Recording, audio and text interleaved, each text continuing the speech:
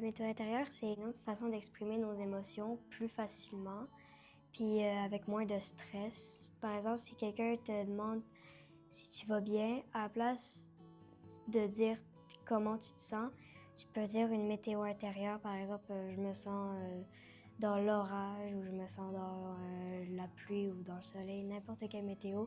C'est comme une façon plus facile d'exprimer ses sentiments aux autres. Parce que des fois, ça peut être compliqué de dire nos émotions. C'est compliqué de dire je suis content ou je suis fâché. C'est plus facile de dire je suis dans l'orage.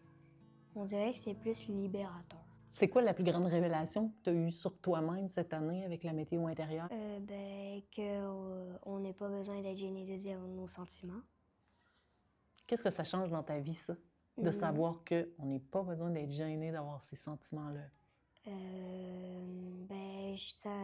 J'ai plus envie de dire comment je me sens, j'ai plus envie de parler à mes amis, j'ai plus envie de réconforter les gens. Puis, genre, je suis moins stressée à aller parler aux gens puis que les gens viennent me parler. Puis toi, cette année, est-ce que tu t'es donné la permission de vivre une émotion plus que d'habitude? C'est laquelle?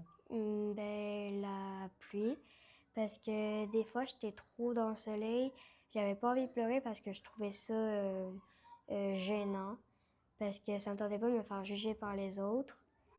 Donc, ça m'a aidé plus à me lâcher, à place que tout le temps mettre mes émotions sous le tapis. Qu'est-ce que ça a changé pour toi depuis que tu fais ça? Je me sens libérée. Vraiment plus libérée. Est-ce que tu parles de tes émotions à la maison? Moi, Est-ce que tu sens que le fait d'en parler beaucoup à l'école, ça t'a aidé à en parler à la maison? oui, vraiment beaucoup. Comment t'es reçu à la maison avec papa, maman quand tu parles de tes météos intérieures? Ma mère m'écoute plus. Puis aussi, elle me comprend.